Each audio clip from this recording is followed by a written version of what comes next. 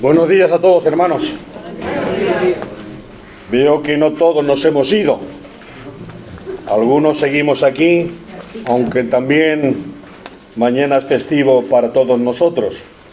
Espero no defraudar las oraciones ni las expectativas.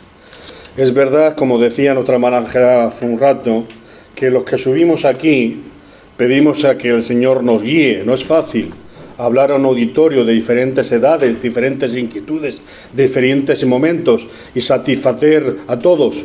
Solo el Espíritu Santo lo puede hacer. Solo puede Él traducir el contenido de lo que hacemos a las necesidades que individualmente tenemos. Para mí, sabéis, me gusta hablar de temas, de ideas. Hoy quiero hablaros, y he puesto por título, Vivimos en la luz de Cristo. El texto que ha leído Carlos antes no acaba cuando le preguntan acerca dónde está el que te ha dado la vista, y él dice, no lo sé. Ahí no acaba el capítulo. Nosotros sí sabemos dónde está Cristo. Está entre nosotros, porque hablamos de un Dios vivo, un Dios presente, no un Dios que se ha ausentado. Aún a los suyos les dijo, físicamente cuando se iba a distanciar de ellos, os conviene que yo me vaya, porque estaré en forma de Espíritu Santo continuamente entre vosotros. El apóstol Juan arranca el capítulo 1 de una forma poderosa. El principio era el Verbo, el principio era Cristo, el Cristo estaba con Dios, era Dios, y todo lo que vemos y observamos por Él fue hecho. Pero inmediatamente va a introducir dos ideas importantísimas. En Él estaba la vida, y la vida era la luz. Vida y luz. Lo veréis como va a ser una constante en los relatos bíblicos. La luz, dice, en las tinieblas resplandece, y las tinieblas no prevalecen contra ella. Hermanos, la primera idea. Si pensáis que el ser humano en su maldad puede ocultar la luz y la bondad de Cristo, estamos en un error. Cristo ha vencido. La luz es más poderosa que las tinieblas. Estamos preocupados. Siempre hacemos del culto una preocupación, una mención de los enfermos, de la gente que ha perdido la salud, la gente que se encuentra con problemas de salud. ¿Quién entre nosotros, cuando va a hacerse una prueba médica, no pide al Señor, por favor, que salga bien, que los resultados sean positivos, que no tenga eso que no nos gusta mencionar, un cáncer, un tumor que todavía es benigno y puede hacerse maligno? Y tenemos en cuenta que tener una buena salud es muy importante en la calidad de vida. Hace años, los que tenéis un poco de edad, oíamos por la radio y veíamos en la televisión una canción que decía, 3 cosas hay en la vida, salud, dinero y amor. Y el que tenga estas 3 cosas, que le dé gracias a Dios. Los jóvenes no la oís, porque sois jóvenes. Esta canción es de los años 60. Yo nací en esa edad, en esa década. Algunos de aquí también, otros no, estabais alejados. El autor era argentino. Su nombre, Rodolfo Sciammarella. La compuso en el año 1941. Y la cantaron, entre otros, el famoso argentino Palito Ortega y después los 3 sudamericanos, paraguayos. Y aquí en España lo cantaron los Stop, un grupo en el cual la vocalista se llamaba Cristina. ¿Qué consejo práctico tienen las enseñanzas de Jesús sobre nuestras preocupaciones por la salud? Por supuesto que Jesucristo ha sido y será el sanador más grande que en el mundo ha existido. Enseñó que la verdadera fuente de toda curación fluye del Dios de lo alto. Demostró su poder divino en levantar a la gente de la enfermedad y la muerte. Jesús tenía en Betania unas amistades muy profundas con 3 personas, cuyos nombres eran Lázaro, Marta y María. Ocurrió que Lázaro estaba enfermo. ¿Lo conocéis? Jesús no estaba muy lejos de allí. La familia mandó a decir: mira, aquel a quien tú amas está enfermo. Jesús dijo, al oír la noticia: tranquilos. Y hasta 2 días después no reaccionó. La palabra nos dice una cosa, que Jesús amaba a Lázaro, pero también significa otro, que amaba a Marta y amaba a María. Jesús amaba a sus amigos y amaba a sus enemigos. ¡Qué grandeza la de Jesús! Cuando los discípulos oyen que Jesús dice: vamos ahora, aunque Lázaro duerme, les aclara que Lázaro, el sentido de estar dormido es que Jesús ha muerto.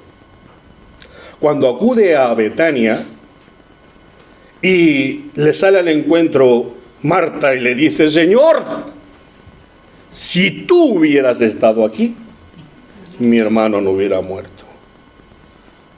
Sabían que Jesús curaba enfermedades.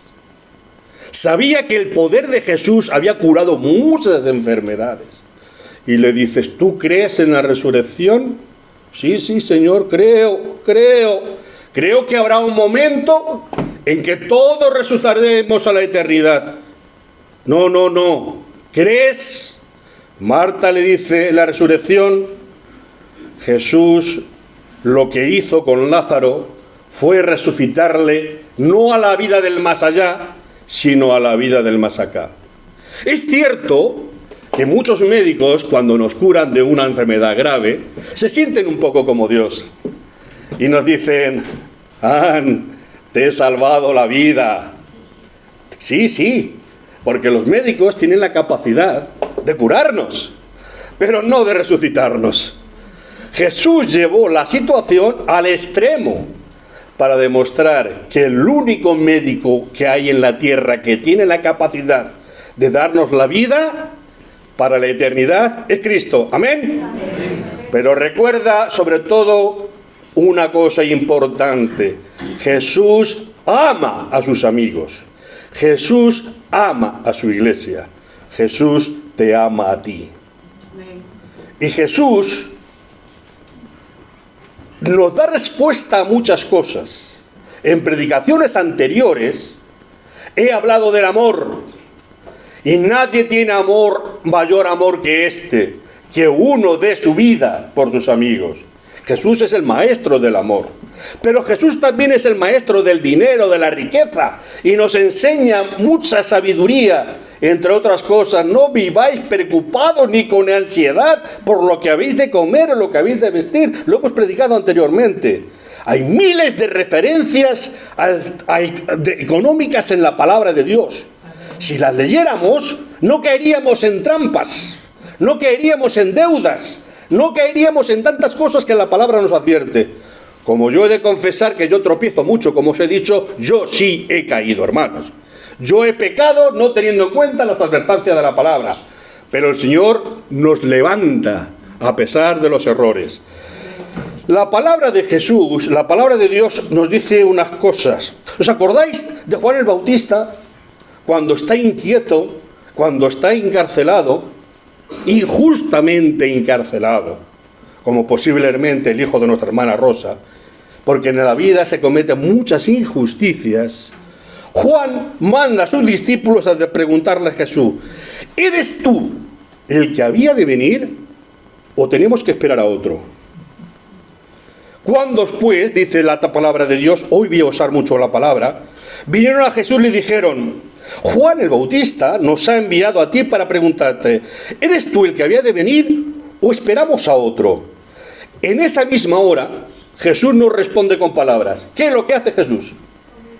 Sanó, dice, muchos enfermos y plagas, y de espíritus malos, y a muchos ciegos dio la vista. Jesús nos respondió, actuó, obró, curó, sanó individuos, plagas, Y respondiendo Jesús les dijo: id y saber a Juan que puede morir tranquilo. Lo que habéis visto y oído, los ciegos ven, los cojos andan, los leprosos son limpiados, los sordos oyen, los muertos son resucitados, y a los pobres es anunciado el Evangelio. Dios no defrauda a nadie que le busca, a nadie que espera en él. Al sanar al ciego de nacimiento, Jesús dijo a los discípulos: mientras yo estoy en el mundo, soy luz para el mundo. Algunas lecciones. Frente a una situación real concreta, no debemos buscar culpables. Esto es lo que hace Jesús. Al pesar, Jesús, dice el texto bíblico, vio a un hombre ciego de nacimiento y se le preguntaron de sus discípulos diciendo: maestro, porque ellos querían aprender, eran alumnos, eran discípulos, seguían a Jesús para aprender frente a las situaciones. Y le preguntan: ¿la ceguera de este es porque él pecó o sus padres? Respondiendo Jesús: ni este pecó ni sus padres, sino para que las obras de Dios se manifiesten en él. ¿Qué está diciendo? Es una ocasión para mostrar el poder que hay en Dios. No busquemos culpables. Los niños que nacen con enfermedades no son culpables ellos, ni siquiera a veces sus padres. Para algunas cosas sí, lo sabemos. ¿Por qué pensaban así en aquella sociedad? Un poco de historia, un poco de contexto histórico. Hermanos, esto es una casa de la cultura. Esto es una casa del espíritu, pero es una casa de la cultura. ¿De dónde le viene la sabiduría a estos que no tienen universidad? Le viene de que han caminado con Jesús. Y los que escuchamos a Jesús aprendemos y adquirimos cultura. ¿Qué pensaba aquel pueblo? ¿Por qué ellos pensaban que aquello era un castigo de Dios?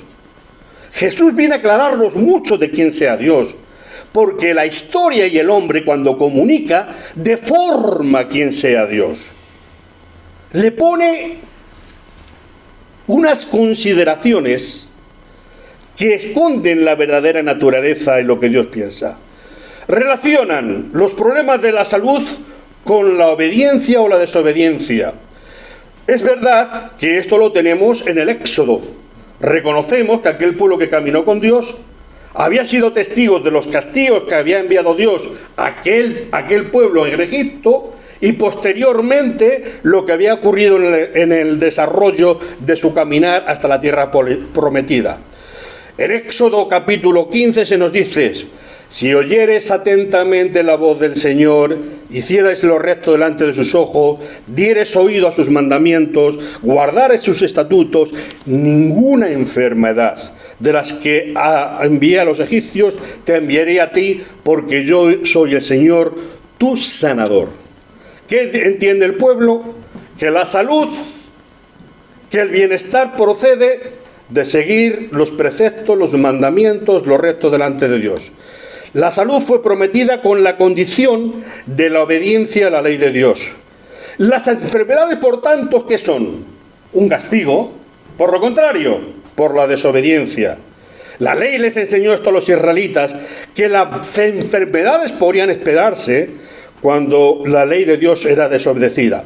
Vamos al capítulo 28 de Deuteronomio y veremos que de forma extensa ahí dice estas cosas: y el Señor traerá sobre ti todos los males de Egipto, delante de los cuales temiste, y no te dejarán. Asimismo, toda enfermedad y toda plaga que no está escrita en el libro de esta ley, Jehová la enviará sobre ti hasta que seas destruido. ¿Tenéis clara la idea? El pueblo ha visto que Dios castiga la desobediencia y premia la obediencia con una vida de salud y con una vida de no epidemias, de no pandemias, de no plagas, en una vida de prosperidad económica y de propiedad para la vida.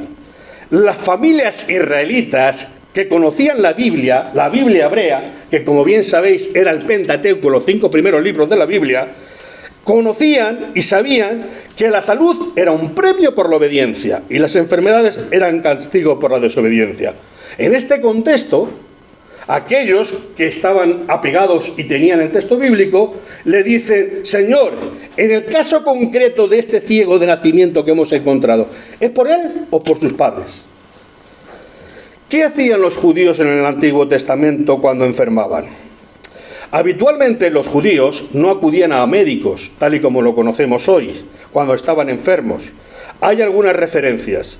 Fijaros, mirad lo que dice Job, cuando los amigos intentan consolarle frente a sus enfermedades. Evidentemente a Job se le pegó todo, ¿no? Perdió hijos, perdió riqueza, perdió respeto social, e incluso le atribuyeron que él, en su caso concreto, tu pecado, que tú dices que no, tiene que estar, porque tus enfermedades solamente pueden ser como castigo por el pecado. Sin embargo, Job le va a decir: sois todos unos médicos nulos. ¿De qué me sirve recriminarme? En mi soledad, en mi dolor, yo no he pecado. Y él admitió que no pecó. Y el Señor Jesús le dijo: es verdad, tú no has pecado. De hecho, entre los hombres, tú has mantenido tu confianza y tu fidelidad a mí hasta el extremo. Pero no es el tema que vamos a desarrollar, sino que en aquel momento él dice: vosotros no habéis venido sino a machacarme, no a curarme. Otro rey, el rey Asa, que era bisnieto del rey Salomón, fue criticado por el autor sagrado, quien dice: no buscó al Señor sino a los médicos. Fijaros, había una idea de que si uno estaba enfermo, la curación debía buscarlo en el Señor. El profeta Jeremías preguntó en un momento de crisis del pueblo y de fe: ¿no hay bálsamo en Galaad, en nuestra tierra? ¿No hay allí médico? ¿Por qué pues no hubo medicina para la hija de mi pueblo? Es muy probable que los médicos a lo que hace la referencia en este caso eran extranjeros y no judíos. Se buscaba la solución fuera de la solución que sabemos y tenemos. Hay muchos ejemplos de oración al Señor para sanar las enfermedades. Por ejemplo, en ese Éxodo, Moisés ora cuando los israelitas fueron mordidos por serpientes venenosas. ¿Os acordáis? Habló el pueblo contra Dios y contra Moisés, su líder. ¿Por qué nos hiciste salir de Egipto para que muramos en este desierto? Pues aquí no hay pan ni agua, y nuestra alma tiene fastidio de este pan tan liviano, del maná. Y Jehová envió entre el pueblo serpientes ardientes que mordían al pueblo, y murió mucho pueblo de Israel. Entonces el pueblo vino a Moisés y le dijo: Moisés, hemos pecado por haber murmurado contra el Señor y contra ti. A veces hacemos un énfasis en pecados, drogadictos, bebedores. Si señalamos a los murmuradores, madre mía, ¿quién se libra de eso? Podremos no ser borrachos, pero murmuradores, en vez de bendición con nuestra vida, ruega al Señor que quite de nosotros estas serpientes. Y Moisés, ¿qué hizo? Oró al pueblo. En otra ocasión, el Salmo 6 de David, en tiempo de enfermedades, dice: Señor, no me reprendas en tu enojo, no me castigues con tu ira. Ten misericordia, Señor, porque estoy enfermo. Sáname, Señor, porque mis huesos se estremecen. Es muy posible que el pecado de David, un pecado espiritual, llegue hasta apoderarse del interior de nuestra fisiología. Lo que hoy hablamos se somatiza, se transforma en un dolor corporal. Nuestros órganos, hasta los huesos, sienten el cáncer del pecado corroyéndolo. ¿Y qué hace David? ¿Se queda en esto? ¿Qué hace el Señor? Señor, has oído mi ruego, has recibido, Señor, mi oración. Amén. Aprendemos una cosa. Hermanos, tenemos que dirigirnos a Dios. Era la conclusión de la anterior predicación. Esta, Hermanos, tenemos que llevar a Dios en oración todas nuestras preocupaciones, también nuestras enfermedades, porque solo el Señor sana. El rey Salomón, sabio, dedica un templo a Dios. Y como el rey era sabio, sabía que ese templo y ese pueblo tan fiel a Dios en ese momento iba a pecar. Y les dice, y les advierte, porque la palabra de Dios es muy sabia: cuando en este país, al que el Señor os ha dicho que es una tierra de que fluye leche y miel, pero fijaros, dice aquí, cuando en este país haya hambre, ¿se contradice la palabra? No se contradice la palabra. Hermanos, la palabra de Dios hay que balancearla. Las cosas no son para siempre ni constantemente. Por eso tenemos que buscar siempre confiar ante las señales que recibimos, ante las situaciones que vivimos, para estar cerca de Dios. Cuando Él dice, cuando en este país vengan hambre a causa de sequía o de plagas, de hongos, de saltamontes, de pulgón, o porque el enemigo asedia la ciudad del país, o por cualquier calamidad o enfermedad, si un individuo o todo el pueblo de Israel, con su pena, con su dolor, te dirige cualquier súplica o plegaria con las manos elevadas hacia este lugar, por eso veréis que hay gente que practica la elevación de manos en la oración. Viene de estas tradiciones y de esta palabra. Dice, yo me dirijo hacia el templo de Jerusalén, elevo mis manos, ¿y qué ocurre? Pues dice aquí, escucha tú desde el cielo, el lugar donde habitas, perdona y paga a cada uno según su conducta. Qué hermoso, hermanos. Aquí está individualizando ya. Aquí ya está diciendo que mi pecado es mío. Es posible que como pueblo cometamos una acción popular, pero el pecado es individual y no va Dios a castigar a otro ni bendecir a otro por algo que yo he hecho. Pues conoces, dice, su corazón, porque solo tú conoces el corazón de todos los humanos. Así, dice, te respetarán, seguirán tus caminos mientras vivan sobre la tierra que diste a nuestros antepasados. Es decir, él entiende que en la acción de Dios vamos a sentir y experimentar en nuestra vida su acción. Ante una situación, oramos y Dios actúa. A mí cuando me preguntan, ¿por qué tú sabes que Dios es? Y les digo, porque cuando oro me responde. ¿Cómo lo puedo traducir? ¿Cómo lo puedo objetivar? No lo sé. ¿Cómo te voy a objetivar algo que está en mi interior para que tú lo veas? ¿Cómo? ¿Cómo sé que me ama la persona que vive conmigo? ¿Cómo? Porque me cocina, me lava, me dice que me quiere. Sí, pero durante un tiempo. Te cocinan, te lavan, te quieren. Y luego te dicen, oye, es que ya no sienta lo que sentía. Con respecto a Dios, y esto es un elemento que yo siempre distingo cuando tomamos del pan y de la copa, es que Dios no te va a dejar nunca de amar. Nunca te va a proponer una separación y un divorcio. ¿Lo entiendes? Por eso digo, hermano, ten la seguridad en la fe de Cristo. Y Cristo te va a ayudar en aquello que para ti es un problema.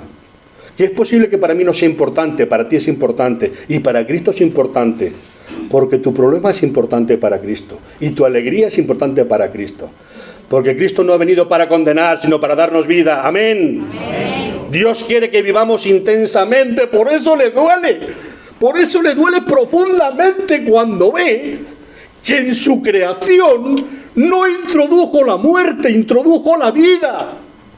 Y sentía el dolor y la pena porque sus hijos amados tuviéramos que experimentar la enfermedad y la muerte. Él no lo quería evitar. ¿Qué padre, qué madre que no ama a sus hijos no quiere evitarles la enfermedad a sus hijos? Esto es lo que nos dice Dios. Si vosotros queréis evitar el dolor a vuestros hijos, imaginaros yo que os amo entrañablemente.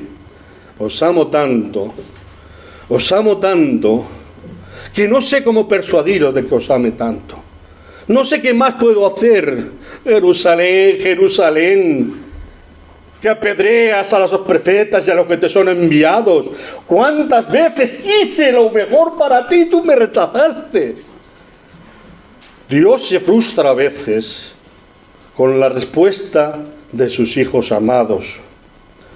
¿Pensáis que era el pueblo de Israel el que pensaba que Dios castigaba? Jesús dice, Dios no castiga.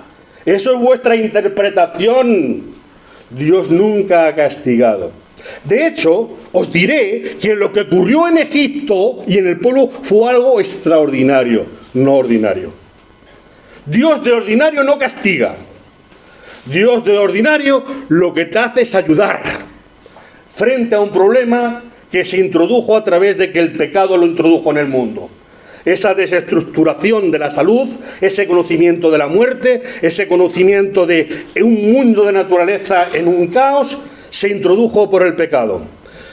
Nosotros pertenecemos a la cultura helénica griega, que viene ya desde 12 siglos antes de Cristo. ¿Qué pensaba esa cultura que es la madre de nuestra filosofía, la madre de nosotros mismos? Y recordad que Jesús solamente habitó en Jerusalén, en Judea, en el mundo, pero los discípulos tuvieron que salir a un mundo pagano. ¿Qué pensaba el mundo pagano frente al pecado? Fijaros, los griegos pensaban que la salud humana dependía también de la voluntad de ¿quién? No de Jehová, porque no lo conocían, sino de los dioses del Olimpo.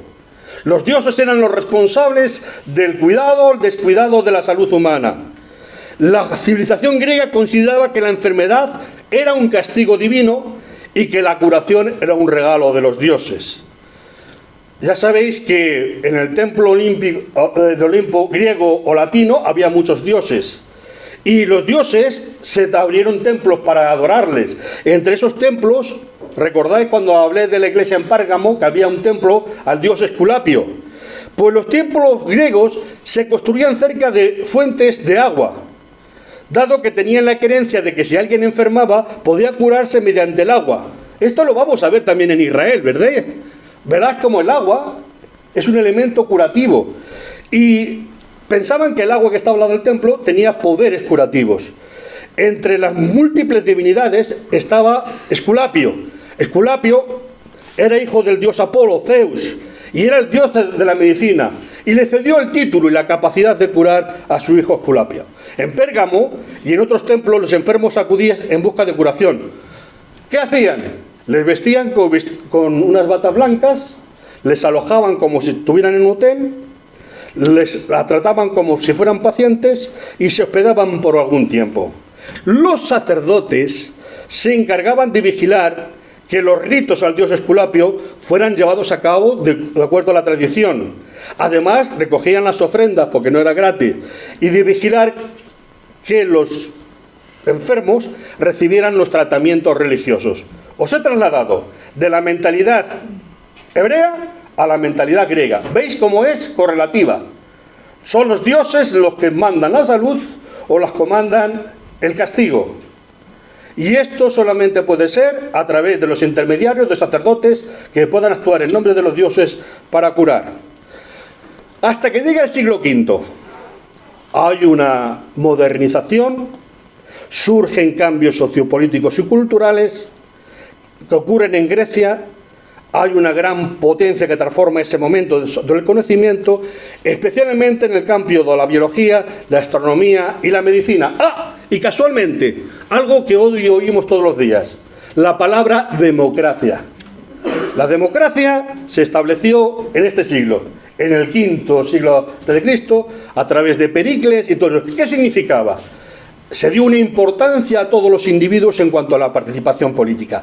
A lo que a nosotros nos afecta, nace un señor llamado Hipócrates en Kos, y es una figura que ha tenido un importante papel dentro de las ciencias de la salud. ¿Qué dice el tal Hipócrates? Hipócrates dice, no, yo estoy observando una cosa. Ya lo ha observado también Aristóteles, porque ha hecho una correlación en estudio de la zoología de los animales. Y yo estoy viendo que las enfermedades no son resultado del castigo divino, ni de las posesiones demoníacas. o ni siquiera de brujería o hechicerías. Él consideraba que uno podía enfermar por causa que estaban en el entorno, como el clima, una mala alimentación o beber agua en mal estado. Hoy nosotros diríamos, pues sí, es lo que nos dice de alguna manera la ciencia. A Hipócrates se le conoce como el padre de la medicina moderna, tal y como la entendemos hoy. Y él decía, toda enfermedad física tiene una causa biológica. Sostenía que el cuerpo contiene la forma natural de poder sanarse. Hoy decimos, Dios nos ha dotado de un sistema inmune que es capaz de enfrentarse a las enfermedades, un sistema inmunitario que está en nuestra propia biología. Él decía que la terapia se concentraba en facilitar este proceso natural de controlarlo, y creía que el enfermo podía controlar su salud en base a la dieta. Somos lo que comemos. 5 siglos antes de Cristo. ¿Vale? Es nuevo. Pueblo de Israel. Pueblo de Israel. 2 cosas. Cuidado con lo que comes. Animales prohibidos, animales bendecidos. Prioridad a las legumbres. ¿No es así, Daniel? ¿Qué hace?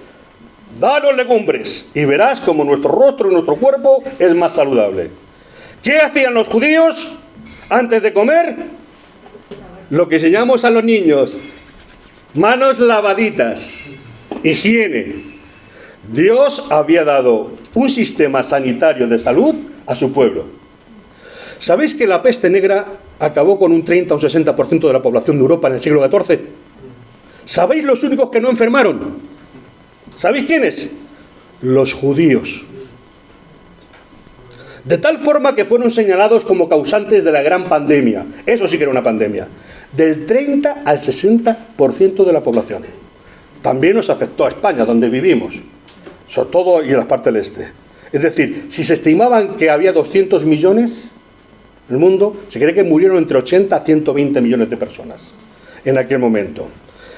¿Cuáles eran las actitudes de los judíos en tiempos de Cristo? Los judíos en tiempos de Cristo pues tenían estas creencias de que las enfermedades se mantenían, que eran causa como castigo, y que por eso le dicen ante el ciego, ¿quién pecó, este o sus padres? Los relatos del Evangelio hablan de multitud de gente enferma en la tierra y cómo eran traídos a Jesús para ser sanados. Os recuerdo dónde está situado Judea. Judea está en un enclave entre Asia, Occidente y África. ¿Sabéis que las enfermedades eran traídas precisamente porque lo que en un sitio, en una población no es problema, en otro sí lo es? Esto que se nos acusa de que los españoles llevamos a América y la viruela, lo habían hecho los romanos cuando iban de guerra y volvían otra vez a Roma. En tiempos de Marco Aurelio muere de una epidemia y así ha sido habitual. Cuando la gente, por la globalización, y siempre ha existido esos cambios, llevaban las enfermedades que en unas partes eran superadas y no. Y vosotros a un país diferente a este, y bebed su agua. Verás si nos entra la maldición de Moctezuma si vais a México. No está David aquí, pero David una vez fue y me contó que estuvo una semana yéndose por ahí, ¿no? ¿Por qué? Porque nuestro cuerpo no está acostumbrado a esas bacterias. Las enfermedades pueden ser más o menos graves. Pero lo importante es que en la época de Jesús había, dice, muchas enfermedades. ¿Por qué? Porque ya no vivían aislados del mundo, ya no tenían eso. Sabéis que posteriormente habían llegado babilonios, asirios, egipcios, de todas las partes, y la gente ya no vivía aislada, y había muchos enfermos. Enfermos que, según Lucas, que era médico, ¿os acordáis?, nos relata la historia de esta manera. Al ponerse el sol, todos los que tenían enfermos de diversas enfermedades los traían a él, y él, poniendo las manos sobre ellos, Jesús los sanaba. Dice, también salían demonios de muchos dando voces y diciendo, tú eres el Hijo de Dios. Pero él respondía, shh, porque sabía que él era el Cristo. Los demonios reconocen quién es Cristo, los humanos no. A los suyos vino y los suyos no lo reconocieron. Los demonios sí sabían quién era Cristo. Pero es curioso, desde el punto de vista de la medicina, Lucas destaca enfermedades naturales de posesiones diabólicas. ¿Amén? ¿Lo entendemos? No todas las enfermedades eran causas ni motivos por el pecado. Hasta aquí. Vamos a las aplicaciones prácticas. Vale, Señor, yo no culpabilizo, entonces, ¿qué hago como cristiano? Tú como cristiano, haz lo que yo hago. ¿Qué es? Aporta soluciones. Cristo sana. Amén. Dicho esto, escupió en tierra, hizo lodo con la saliva y untó con el lodo los ojos del cielo. Y le dijo, ve a lavarte al estanque de Siloé. Otra vez el agua, como elemento de sanidad. ¿Y qué hizo el ciego de nacimiento? Fue entonces y se lavó y regresó viendo. ¿Recordáis aquel general que dijo, oye, me mandas a mí a bañarme en una charca cuando en mi país tengo unos ríos inmensos? ¿Qué hizo este? ¿Le protestó? No. Cuando le dio la oportunidad, y esto es un problema, porque ya dejó de vivir de la seguridad social y de la ayuda, porque ya una vez con vista ya no iba a recibir ayuda, fue y obedeció y se sanó. ¿Y qué ocurre? Voy a ir muy breve para acabar en 5 minutos. Frente al escepticismo, siempre están los que dudan. Ya podéis hacer el milagro que queráis. Que el que no quiera creer, no va a ver. El que no quiera ver, no va a dudar, va a ser escéptico. Los vecinos, ¿no es este el que se sentaba y mendigaba? Uno decía, ¿él es? Y otros, a él se parece. Y él decía, yo soy. Si tú cambias toda tu vida, te transformas en un hijo de Dios y cambias tu conducta, algunos dirán, este no es el mismo, me lo han cambiado, no es él. Algunos transforman mucho su vida después de conocer a Cristo. Pero hasta tu ceguera, hasta aquel hombre que era evidente que era ciego y la veía, siempre hay quien duda. ¿Qué hacen los religiosos, las autoridades religiosas? Le van a poner problema. Este hombre no procede de Dios porque no guarda el día de reposo, no guarda el día. ¿Cómo puede un hombre pecador hacer estas señales? Es decir, le vamos a enmendar la plana a Dios. Le vamos a enmendar la plana a la realidad.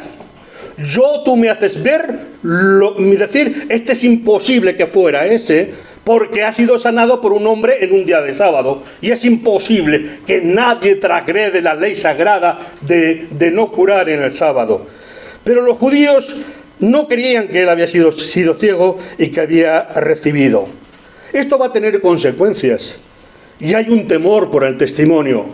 ¿A quién buscan ahora? A los padres, a los próximos, a la familia. Y le preguntan, ¿es vuestro tu hijo? Pues sí, claro. ¿Y cómo es que ahora? ¿Y quién le ha dado la vista? Y ellos dicen a sus padres, porque tenía miedo de los judíos. Y hago un énfasis muy importante, hermanos. El miedo como catalizador de nuestras respuestas y nuestras actitudes a lo largo de la vida. Los judíos habían dicho, quien dé valor a las palabras de Cristo será expulsado de nuestra sociedad, de las sinagogas, y acudirá al ostracismo. Cuando pase por la calle, ¿tú qué deberás hacer? Voltearle la espalda. Los padres, prudentes, él tiene edad, preguntadle a él. ¿Y qué hace el ciego? Hay estas palabras. Nosotros, le dicen los fariseos, las autoridades civiles y religiosas, sabemos que Dios ha hablado a Moisés, pero respecto a este no sabemos de dónde sea.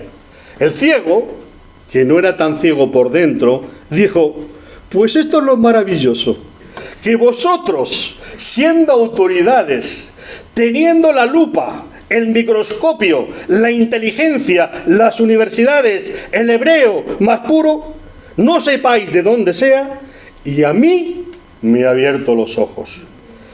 Y dice él, y sabemos que Dios no oye a los pecadores. Es decir, está diciendo que Cristo no puede ser pecador. Le está diciendo a las autoridades, le está dando lecciones, diciendo, sabemos que Dios no escucha la oración del pecador. Pero si alguno es temeroso de Dios y hace su voluntad, a ese oye. ¿Qué está diciendo?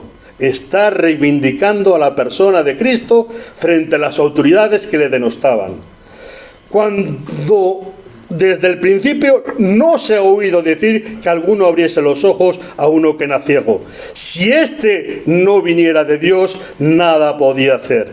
Le respondieron y le dijeron, tú que naciste en pecado, ¿nos enseñas a nosotros?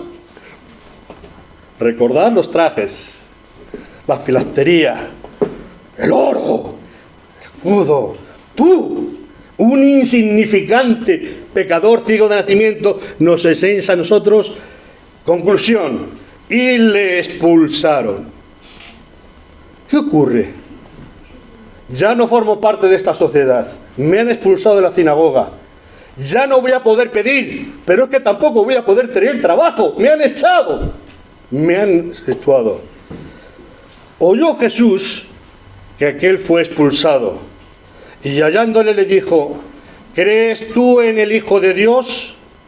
Respondió él y dijo, ¿y quién es, Señor, para que crea en él? Le dijo Jesús, ¿le has visto? Y el que habla contigo ese es. Y él dijo, creo, Señor, y le adoró. Pasó de una definición espiritual sabiendo que un pecador no podía sanar, a identificar a Cristo como su Señor y le adoró. La relación, el vínculo que se estableció contra él era único.